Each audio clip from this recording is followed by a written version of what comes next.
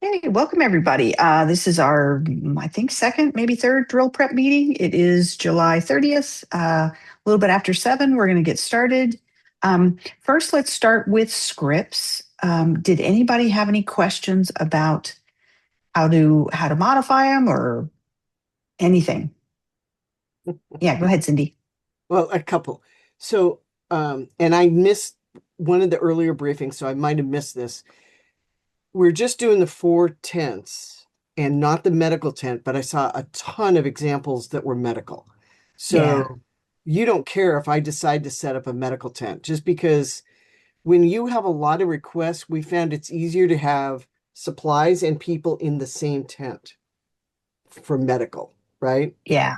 So I have the liberty to make that decision if I want to. So just kind of like a heads up to the other people where we in Double Trouble, I distinctly remember having problems with we didn't have a medical tent. So you had medical volunteers and supplies over here, and there was a lot of necessary communication that should have happened that we weren't thinking we needed to do. So if you keep those two separate, sometimes people will put them in the wrong tent because they are not medical people. They don't understand what the real question is. So if you try to do anything, try and keep the medically stuff physically as close together as you can, even if they are in separate tents, so that it's easy for someone to walk back and forth. I got a couple of doctory type people, and I may just go, this side of the tent is medical and put staff over there, but it's, Sure. yeah. Um, we had scenarios about dead bodies.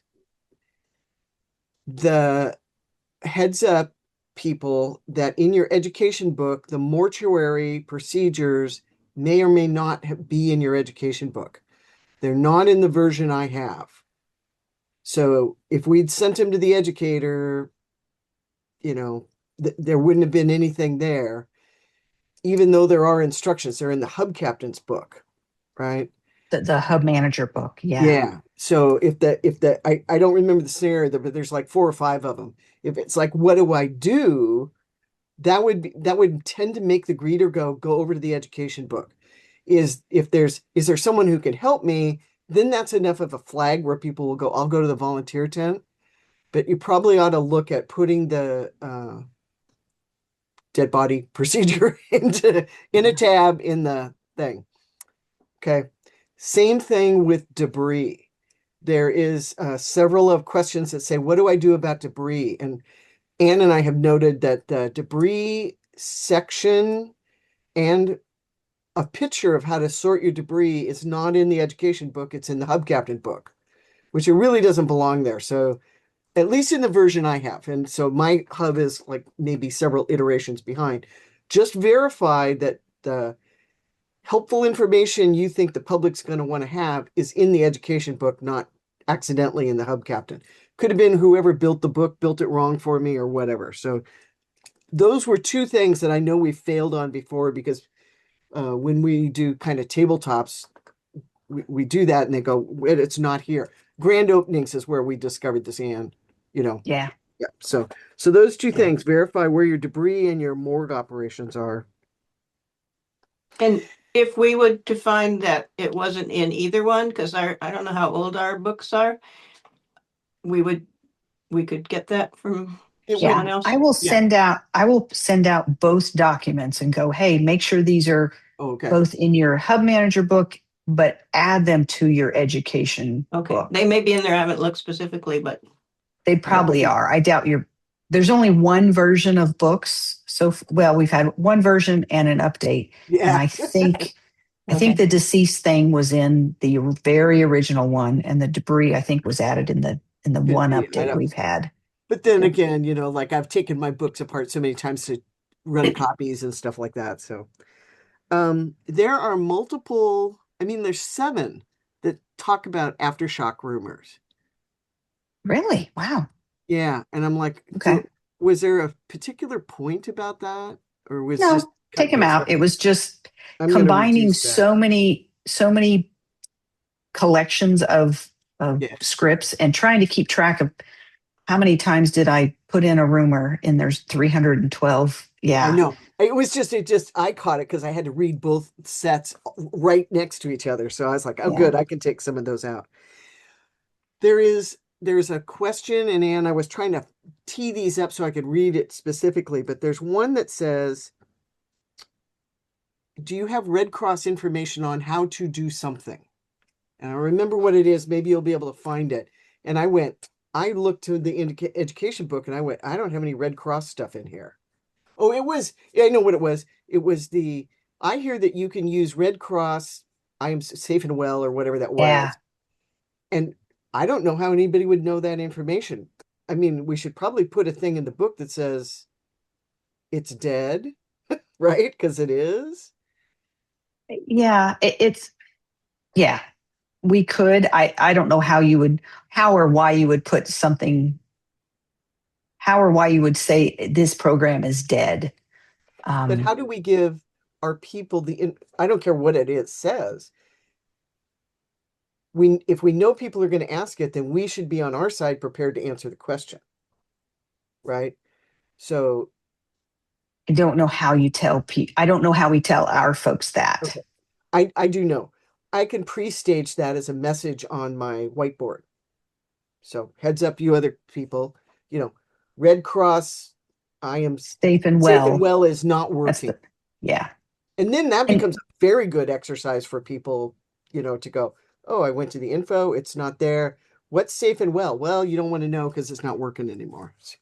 Yeah. Good. And guys, so I've gotten a lot of feedback about there is no right answer for this script. And yeah, a lot of times there's not a right answer, but that doesn't mean that our public isn't going to ask it. Like somebody might say, hey, I remember this Red Cross Safe and Well thing. Is it up and running? Like somebody might come up and say that. So we don't take scripts out just because they're hard or we don't have a good answer. I am very okay with throwing things at you guys that you don't know the answer for. Here's a good example. I got somebody expressed some frustration that I was pushing a script that was really difficult, and it wasn't difficult, but it was, are the buses running to Kirkland or something like that, and the person was frustrated that we are not going to know that information. And I'm like, yeah, and we have to train our volunteers to say we don't have that information. Not because what they saw happen, and this was a drill a couple of years ago, was all of a sudden there's 5 volunteers standing around this person that wants to get to Bellevue by the bus, and they're spending all this time and energy on this one person. And I'm like, this is a great teaching moment. You cannot do that. I mean, we actually had the hub captain go, hey, somebody else be hub captain for a minute. I'm going to take care of this one person. And we're like, wow, it's a great teaching moment. We cannot do that. That person is going to approach us and we're going to have to say to them, we don't have the answer. Yep. And we are not going to kill ourselves to find the answer. You need to hang on, just keep checking back, but splaying frustrating ourselves trying to serve one person is not our goal. I think I had a slightly different context. I 100% agree. And how I have to think through it is my greeter is not the one to stump, right? The greeter has to know where to send it, right? And it's the experts at those things, like buses you would send information, and the person just has to say, we have not gotten that information yet. Check back later, Yeah. I'm looking at the scenarios where the greeter is going to go, I do not even know where to send you. And that's what I'm trying to figure out. I don't want them flagging the hub captain for every one of those just because it's a weird question. So I'm trying to figure out how my greeter can be supported on the way weird off ones. The community's going to come out in and ask, like step over here and we'll have someone come over here and, do better thinking about where that answer might be, but not the hub captain. So even that's something we ought to be teaching our greeters. If you're stumped, call for reinforcements, right. Get them off to the side, talking with somebody else, and you keep working through the line. But I have to tell them who they're calling for reinforcements. because there's nobody floating around going, call me, you know. Yeah. So I'm I your have to backup be greeter. thoughtful about how I'm going to do that. Yeah. I ahead, don't know Chris. if this is the appropriate place to ask this, but the way we set ours up is not to have, we'll have the greeter that will look at the scenario and send to either to the appropriate tent, not a separate message taker as it was when we did it way back. And that this was sort of what Lakewood did when I went and practiced with them, so that the people that would be at the volunteer and the supply would be posting, but also the message taker would be there, but they're right next to each other. So if the greeter sends you to the wrong tent, you can say, no, that's over here. Is that enough? I mean, that was the way we were going to work this, and not have a separate table where everybody backed up for one message taker. Yeah, Chris, I like that. I like the That's idea of what Lakewood embedding. did, and that was Yeah. new to me, as we used to do, like, and when I was up at El Centro, I was the message taker, a separate table, and there was like a long line. I was like a bottleneck. Right. So that's what I was hoping we could do. Is that a good concept? Yeah, I think that's dead on. Yeah, embed your message taker in the areas that are going to need it. And then they're next to each other. So if the greeter did make a thing, oh, it would be this, and they say, no, that's not us, go right over here. It's right there Right. next to them. Right. Okay. Chris, so clearly that works for volunteer and resources. Did they have one at the information tent also? Not at Lakewood, no. So There how was a did the how did couple the greeters, and then they went there. no how did if somebody came in and said, I want to report this, where did that person go to write down this? I That don't was think they wrote information. it They down. went straight, if it was informational thing, the greeter said, go to that information tent, and then they would put it on the whiteboard. So nobody wrote it down? I don't know that. I wasn't totally keyed into the information tent there, so I don't know. Okay. I mean, I'm doing a mix. If I have enough message takers, I'm going to do them at resources and volunteers, but I'm going to have a third one because if there's a bottleneck at one of those two tents, I've got another place I can say, stop there and get it written down and then go on to the tent. But that message taker is also who I'm going to send that I want to report, because we found if you got a person, if you have two people there, that's okay. One person's writing it down, the other person's now transcribing it, but you can't have a guy trying to write and somebody's talking in his ear about the third, message in a row. Right. Yeah. Well, if we have enough, if I could get some more message takers, then it's enough. we definitely would put them kind of float them around or something. Yeah, we were curious about that too, because the information person is, we were looking at their packet of materials and they're supposed to keep all the messages that they get, and we were like, but wait a minute, what if they don't have them written down? And that was one of our questions too, was how does the information person get their information, whether it's just spoken to them or is it already on a message form, or does it matter? We liked having them written. I'm just going to do this, Ann, because I just had to teach the stinking class. Mm-hmm. We like them written because if you get conflicting information, you can put those forms down and go, when was it standing and when was it down and when did we hear this, right? Yeah. I'm going to share my screen and I'm going to show you something that just popped up really recently. And this is the blueprint. And in the past, when I've been talking to people, I've always said, put information on one end. So a half circle, I think that's better than a straight line. Information on one end and volunteers on the other. Information because everybody needs to go here and maybe they can creep in from the side, and volunteers because it's loud, because there's usually a lot of people standing around. So put them on the end. These two in the middle, I've always had reversed. I've always had education next to information and resources and volunteers next to each other. This is what I'm talking to people now, is put information and resources next to each other. It seems like these two places have more in common And it's the question of, we have shelter, and do we have a shelter for a lot of people or one family? Those two issues would be in one of these two canopies. So maybe put them together. And then education and volunteer, in my head, made a lot of sense putting them together, because if somebody comes up to the education area and asks a question and we don't have the information written down, their resource is volunteers. Is there anybody that knows anything about this particular topic?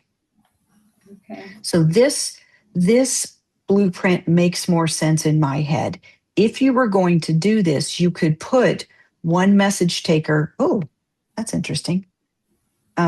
You could put one message taker here, knowing that it's really going to be used for the volunteer area, and put one in between these, knowing that for the most part, it's going to be used in resources, but also could be possibly used for information.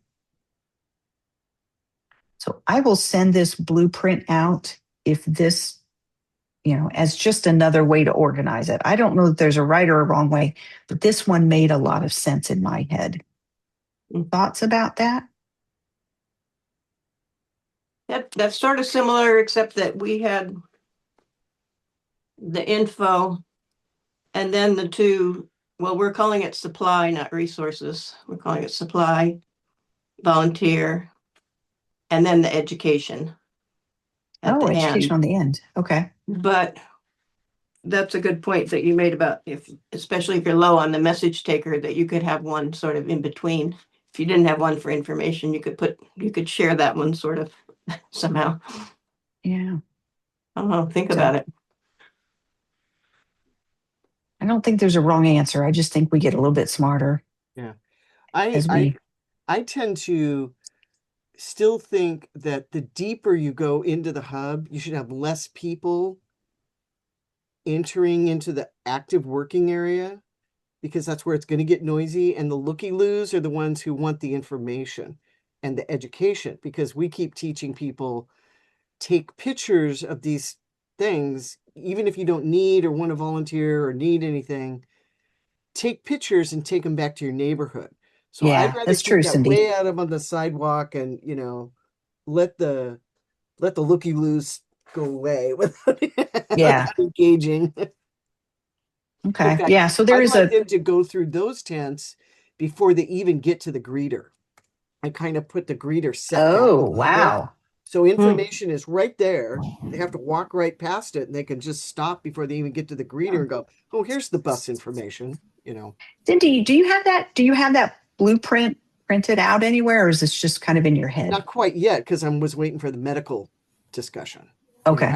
I have a huge field. I mean, it's a massive, big flat space. So I can space things and do all sorts of interesting things this time. Okay.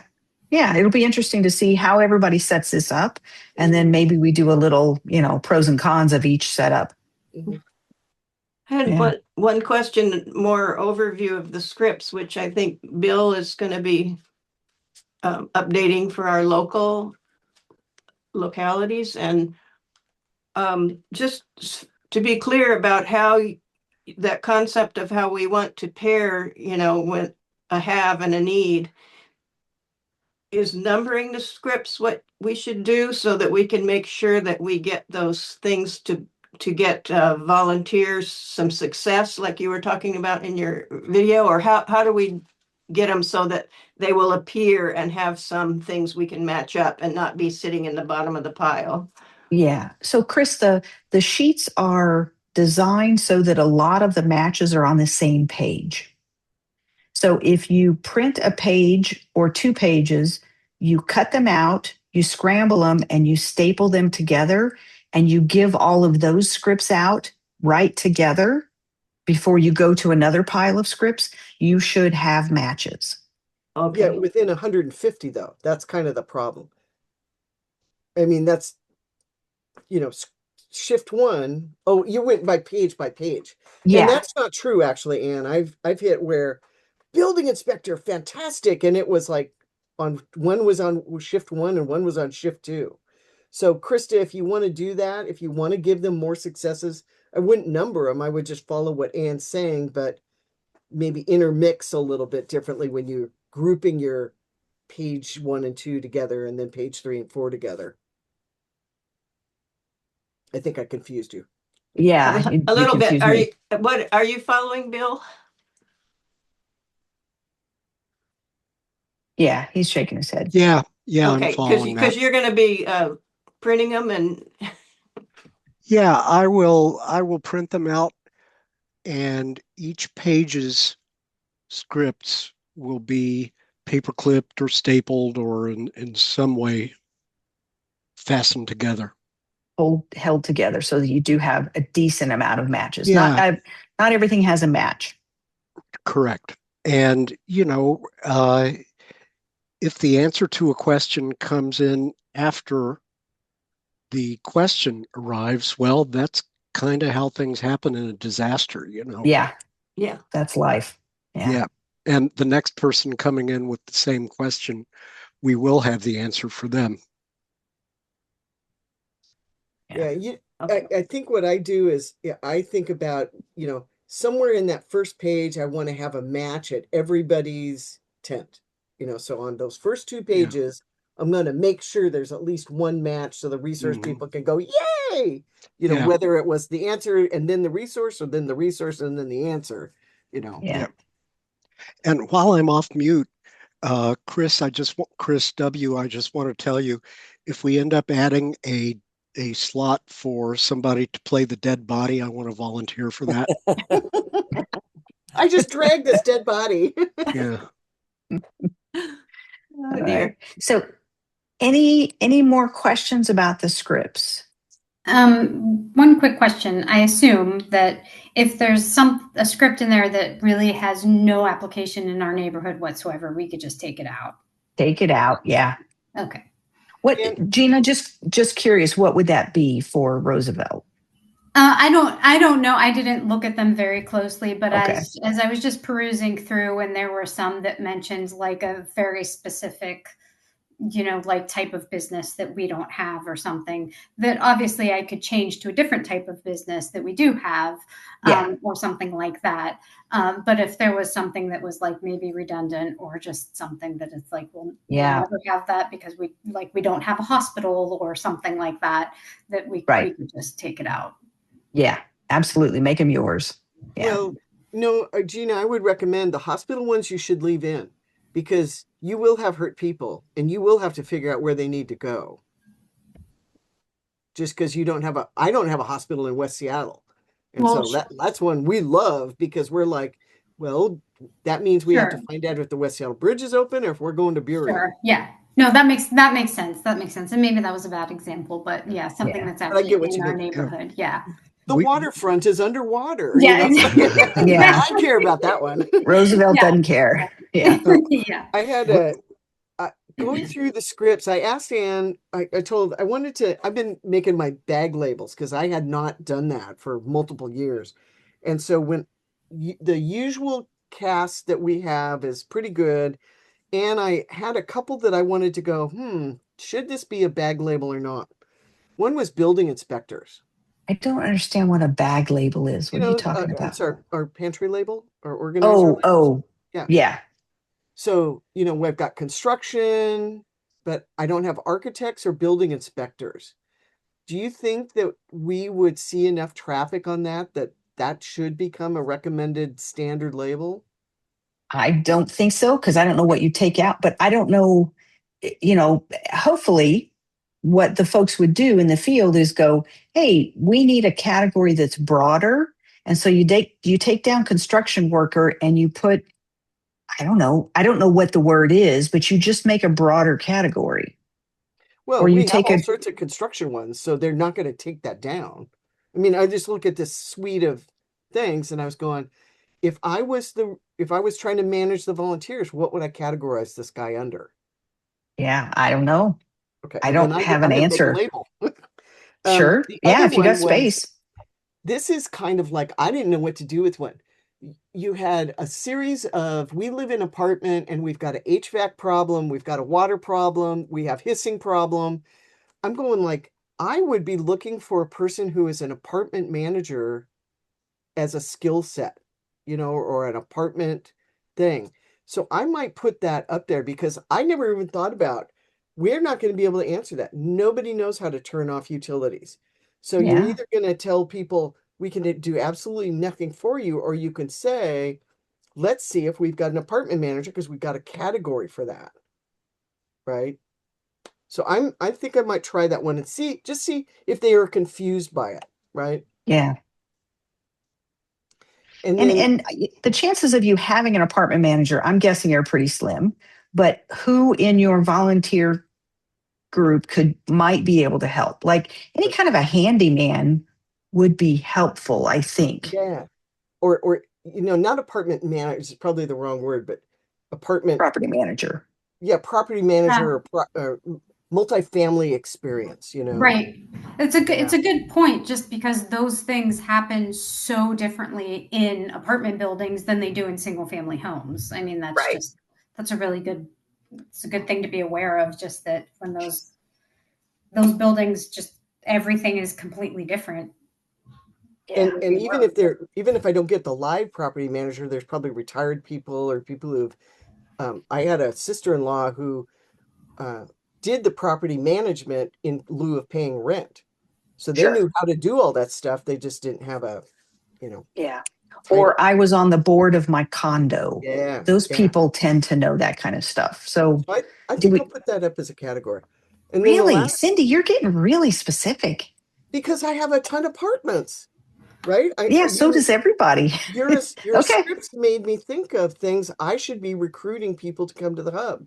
When we do all this outreach, I'm like, that's a new example I'm going to use. Hey, if you know anything about how to work apartment utility stuff, we need you, We're because going to need you. tenants certainly don't know how to do it. Yeah. Yeah. When And the this last when this one's over, can you take a picture of your organizer and send it to us? I am actually printing my label, so I'll be able to send you the spreadsheet of, Yeah, okay. because I just sat down in a vacuum and went, in all my time of talking about what can happen in a neighborhood, here's my list of categories. And it's a little bit more than Anne had. But then I went through the scripts going, what else did I miss? And these were the 2 or 3 that I went, hadn't thought about that one. And the last one is a question for you guys doing your own labeling. We're going to need propane, we're going to need gas. Do you guys have a general category called fuel, or what do you do with that type of thing? Not the ones I've sent out. Mm-mm. Okay. So in case you don't have these memorized, which I'm sure you don't. I think we had something called power. Yeah, this is what I sent. So these are the resource ones. So there's 5 up here, another 5, and then these 5 are blank. So it's to be determined. So maybe one of these has, like, I don't know, cooking fuel or something like that. Or maybe cook space is also combined with cooking fuel. No, I just made, so Anne, I bought 4 organizers. I mean, Oh, you've got 4 I'm for each really area. gonna go, it's really gonna be a disaster, and I might as well get all the way ready instead of just like ready light. So I will send, I'll add these 3 and then I'll send you guys what. Cindy never buys pantry organizers, so I finally broke down and did it. So I said, I gotta Yeah, fill I'm up every single shocked. pocket and give them blanks. So they also have blanks. Yeah, for all the ones we yeah. don't think about. Yeah. So Yeah. So real quick, while we're talking about this is how I've encouraged people to set up their volunteer area. So all 3 pantry organizers are things we think we need, and maybe they're not broad enough categories, but it's a starting point. And then this last one, this is always in my head, it's always been leave all of your medical things together. Animal care isn't really medical, but it's close enough. Leave this together. So if your medical tent does stand up, you just give them this pantry organizer. Mhm. And so they walk away with the people that they could that could help them. mhm. So yeah, maybe folks need 4 pantry organizers in each area, not just 3. Whatever. It really is whatever, right? Yeah. But since I had to organize, I went all out. Okay, that I'm was my impressed. ton of questions. Sorry about that. Okay. Bill, did you have a question or did we get to all of them? I didn't really have a question. Okay. Okay. So I think we're good on scripts. I do want to say vulnerable places is gonna come up. So hopefully everybody got the word to work on your list of vulnerable places. So what I would like is your list of vulnerable places, because what I imagine happening is a volunteer comes up to the volunteer tent and goes, somebody from the public comes up to the volunteer tent and they read off the script and it says, I don't have any skills, but I'm here to help. What can I do? The volunteer coordinator hands them that 3x5 card or whatever you've written them on that says, please go check on one of our vulnerable places. Please go check on the unreinforced masonry building in our community. So you hand that 3x5 card to that volunteer. They walk to a place you point them to, and I'm going to say a car. I don't know what it's going to be in all your different locations. In Roosevelt, it's going to be a car because we're in a parking lot. We're going to point them to a car. On that car is taped a bunch of more 3x5 cards. And if it says unreinforced masonry building on their card, it'll say unreinforced masonry building on this second 3x5 card that's taped to the car. So they find the 3x5 card, they pull it off the car, they walk back to the volunteer coordinator, and they read what's going on. You know, the building is crushed or the building is damaged, but I didn't see anybody was in it. It looked fine. The glass is broken, whatever. So what I need from you guys is, what are your vulnerable locations? And then I will create, unless you guys want to create it, I will create the scenario, the how is that building looking? It's on fire. Nobody was home. There's 25 people standing outside, whatever. I'll make it up. But I need that list from you guys so that I can then give you back the 3x5 cards to put wherever in your space, in your hub space. So You for could- Rainier Beach, I created a big list of places to check in a disaster, and it's pretty comprehensive. So yeah, I'll send you that list, and you can generate action cards Chris, from it. what does comprehensive, is that 105 or is that 12? Well, they're not numbered, but basically, let's see, schools. We have like How many? six She's trying to schools. ask how many. How many? 6 schools, 3 adult care homes, 6 grocery stores, 5 pharmacies, 3 marinas, 2 landslide areas, 3 bus routes to check. Okay. You did church- good, Chris. Churches, there's probably 15.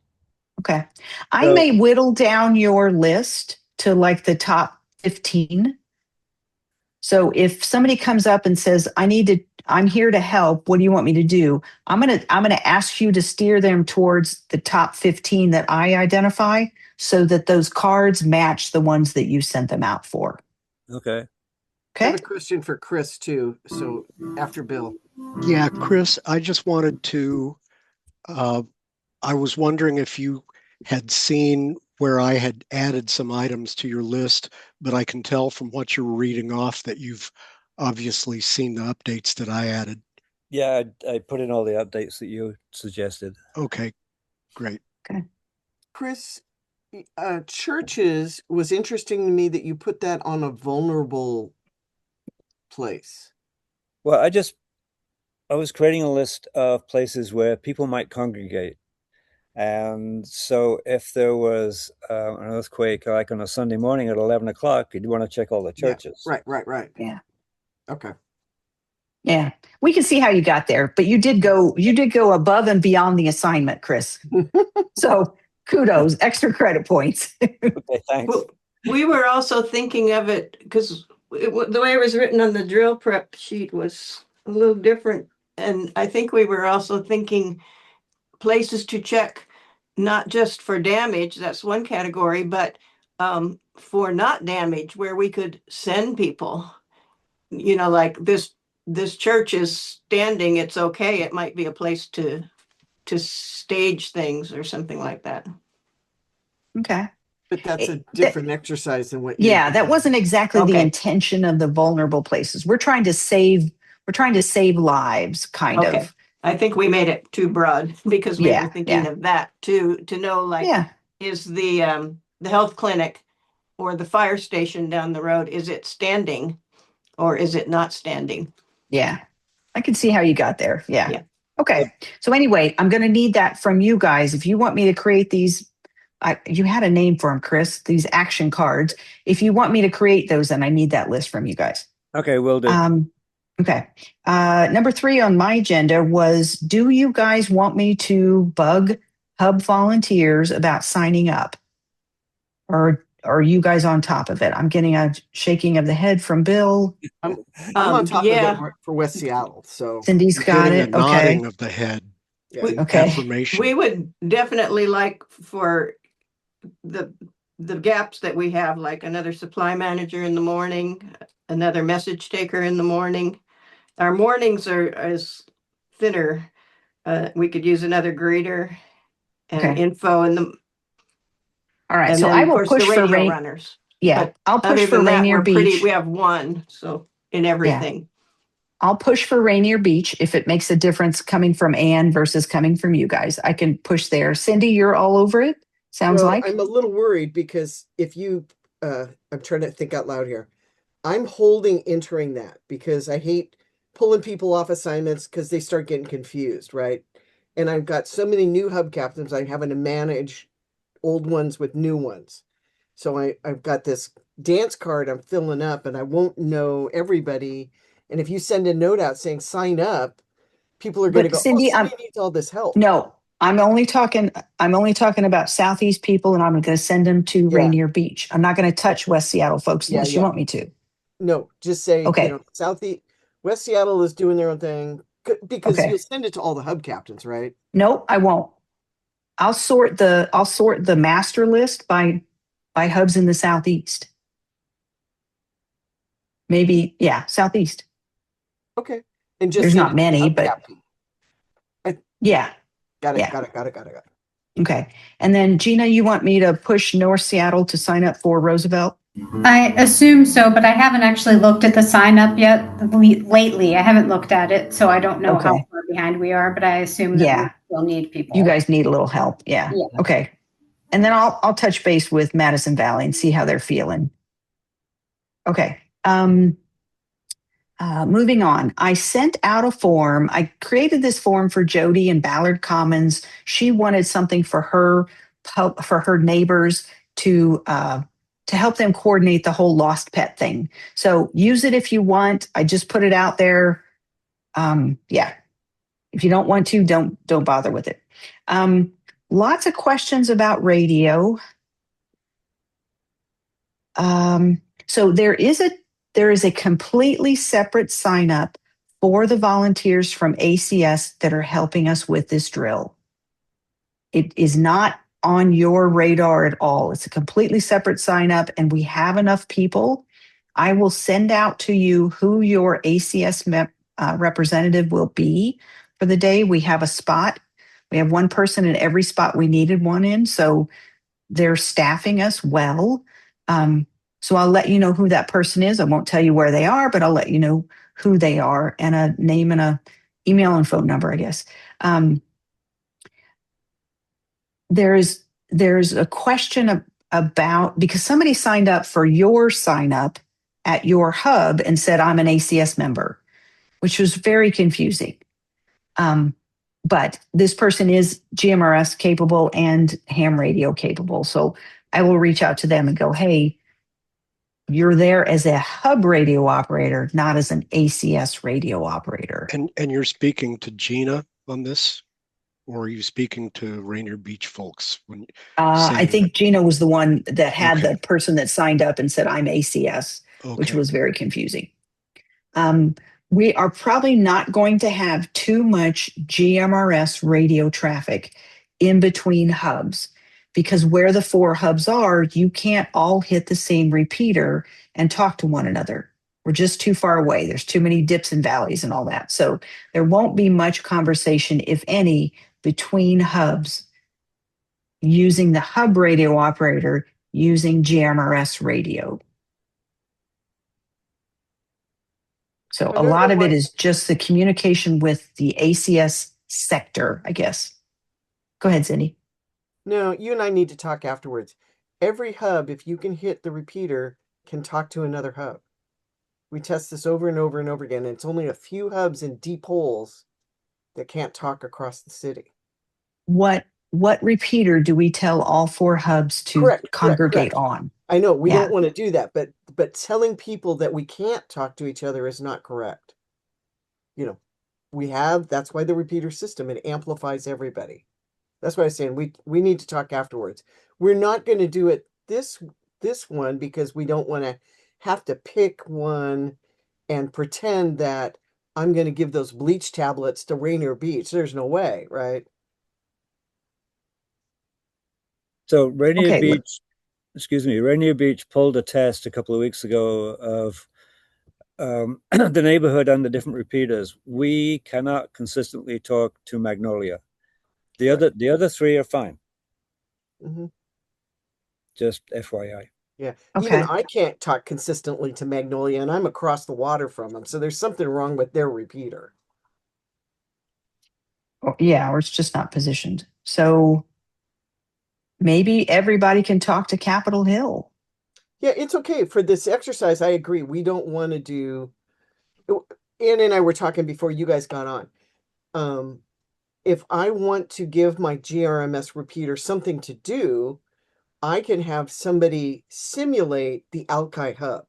And you guys will not know anything about it because we'll be over on the Southwest Sector repeater, channel 1, doing our thing, right? And that way I can give, but I have to write my own scripts for the guy who's calling, going, hey, Morgan Junction, this is the Alki hub. Do you got this?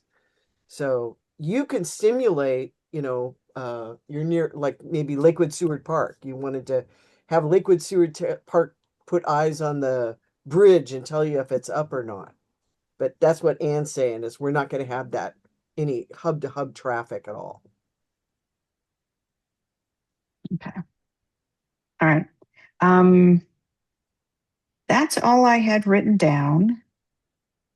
Anything else on your guys' minds? I have, excuse me. I have a kind of a technical radio question. Bummer. Yeah. No, this is about forms. Okay. I heard somewhere sometime that every hub has been issued a 4-letter identifier. Radio designator. Radio designator. Can you tell me what that is for Rainier Beach? I will send you out the list. I don't know off the top of my head. I'm pretty sure it's RAIN. Hang on, I got the master list up right here.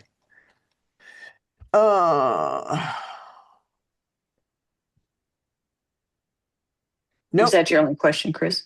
You are RBRH, Romeo Bravo Romeo Hotel, for Rainier Beach Ready.